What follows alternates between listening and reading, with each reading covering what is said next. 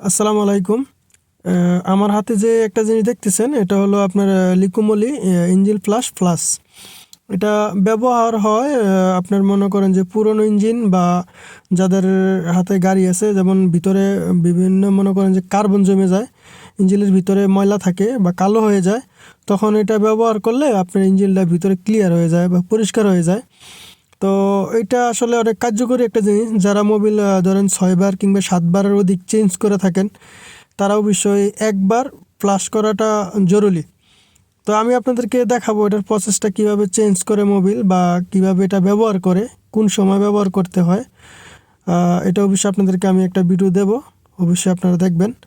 আর এটা আসলে জানা রাখবেন যে এটা আসলে অনেক উপকারী একটা জিনিস, কারণ আপনার ইঞ্জিনের লং লাস্টিংয়ের জন্য বা ভালো পারফরমেন্স করার জন্য এই জিনিসটা ব্যবহার করাটা আসলে খুব গুরুত্বপূর্ণ। অবশ্যই আপনারা দেখবেন।